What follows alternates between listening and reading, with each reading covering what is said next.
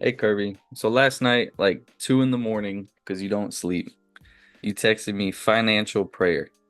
What does this mean? When I text you that, I was looking. I mean, I know everybody just saying, "Oh, he's a heathen," and when I say a financial prayer, I was really looking into what do you ask whoever your superpower to be. What do you ask for? Do you sit there and say, "Oh God, if you could just let me hit the lottery, I'll change," you know? And then it's the reason why God won't let these people hit the lottery because God, being whoever you choose your God to be, I don't care. Because God knows something that you don't know. That you're gonna lose every damn dime. You're gonna be in a worse situation than you was. And I say that because if you don't have the competency to save the money that you make now, why do you think if you make more you're gonna save? It's not gonna happen. So when I was texting you financial prayer, I was just really saying is what are you really asking for? And and it's funny, I always mention that, that book called the Bible is a very informational tool when it comes to finance. And there's a story in there, parable or whatever you want to call it, about Solomon. Solomon, he's having a dream, and in the Bible say God came to him in a dream state, and he said, "Whatever you want, I'll give it to you." Now, Solomon could ask for anything. He could have asked for a room full of naked girls. He could have asked for mansions. He could have asked for money. He could have asked for kingdom. He could have asked for anything, anything. And that's what people do. People ask for any materialistic thing. Only thing Solomon said was, "Give me wisdom. Give me wisdom." And then people that flies over a lot of people's head, but they don't understand.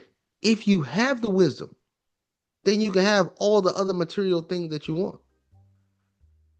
So when he asked for wisdom, he still end up getting the concubines. He still end up getting the kingdoms. He's end up being the richest man on earth because he had the wisdom. So when it comes to finance, everybody's reaching out to God and all these other people. Oh, just give me this material stuff. I'll be all right.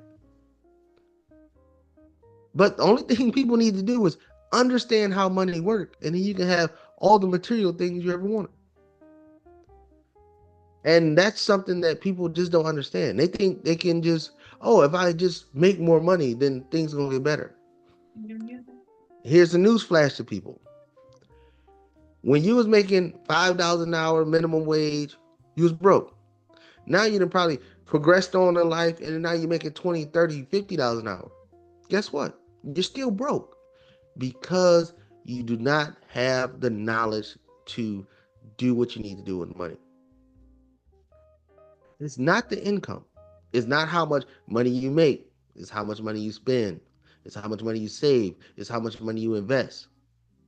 But if you save, invest, and not spend and put your money in assets, those assets will produce enough money and cash flow to buy you every material thing that you ever had your heart set on. But people's financial prayer is all messed up. They want the lottery. They want they want the wife, the husband, the kids, the cars, the jewelry. They want all this other stuff. But just gain the knowledge. Gaining the knowledge will put you in positions to obtain everything else. So that's what I meant by financial prayer. What do you ask for, or are you trying to obtain? Are you trying to obtain the money, or are you trying to obtain the knowledge? Because if you obtain the knowledge, then the money will come. Yeah, So that's what I'm. that makes a lot of sense. I've heard quite a few people say that when they pray for things like that, that they pray for more money or material things. And while you're talking about Solomon, I remember it was wisdom that he asked for. And as we spoke about in a previous video, having the knowledge or literacy is the only thing that's going to keep you a millionaire if you become a millionaire. It's the only thing because you can have millions of dollars, you can have all the wealth, but if you don't have the literacy or education or knowledge on how to manage that wealth, you're gonna lose it. I mean, and it's not hard to tell. I mean, we see this like you just said, it doesn't matter how much money you make. If we see this with people that get pay raises at work and they're still broke. I've seen people go from, you know, the low five figures to the high six figures and they're still broke. Still always broke. So, I mean, it's having the wisdom or the knowledge, like you say, but I don't think many people are humble enough to pray for something like that or to ask for something like that. I think people are very self-centered, very selfish in what they want. But, you know, and you look at these people that's the only thing they care about and they're not leaving anything behind. Once they pass, they're going to be forgotten. They're just another person that had a cool car or another person that had two kids and a husband and a house. Unless you can leave something behind to your kids, you know, if you can leave that wisdom behind, that's where the generational wealth is really founded upon. Right. And I'm not no different than the next man. When I was broke, I wanted the cars, I wanted the big house, I wanted everything. But then when I started, of course, my job, first off, of course, my job wouldn't afford me those things, you know. And then I started learning how money works. I started gaining the knowledge, the wisdom.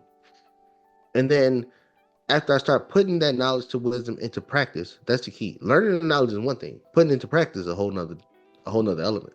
So when I start putting it into practice and I started seeing how money works and start saying, I need to leverage this job that I work at, making $18 an hour.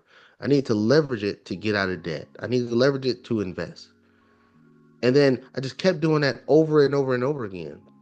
And then now I have the money to buy all those things that I wanted when I was broke. But now that I see how money works, I don't even want those things. But I have the ability to obtain them if I wanted them. But I don't. So I stopped going after the material things and I just went after the thing that could buy those things. People just want money to buy stuff. Like Alex, you see in the class, everybody want to know, oh, what's the next big play? Where can I put $10,000 at and double it right quick? Where can I do this? Where can I do that? So I can get the money, so I can flip it, so I can go buy the things that I want. That's why they're still broke. Yeah. That's why God don't answer those prayers because He know it will put you in a worse situation. Only you don't have to look far to see it. I mean, just remember back during COVID, we got stimulus, PPP, uh, enhanced unemployment, all that. Trillions of dollars flooded into the middle class, or upper middle class. I think it was $200,000 or less income. All that money flooded into that range, and all those people are still broke. What did they do with the money? I know what they did with the money. They think that, oh, well, they gave it all to the rich people. No, you gave it all to the rich people. The government gave it to you, and then you took your money and then gave it to the people that's rich. And then you're mad at them because they got rich because they know how money works. You don't know how money works, and you just keep giving them your money. That's all that happened. I know it's going to be people that say, oh, well, I invested.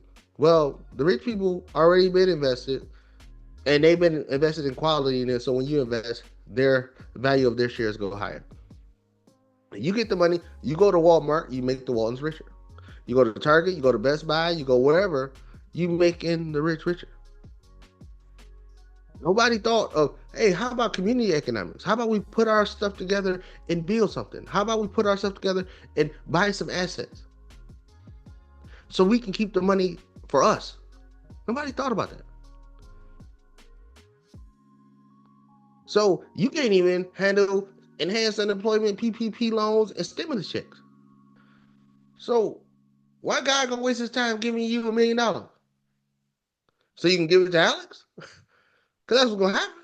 So people need to understand the knowledge of money and understanding how money works and implementing that knowledge is what's gonna get you there. Not asking for stuff. Stuff ain't got nobody nowhere. With that said, guys, if you have any questions, let us know down below. Don't forget to like this video, share, subscribe, and we'll see you guys on the next one.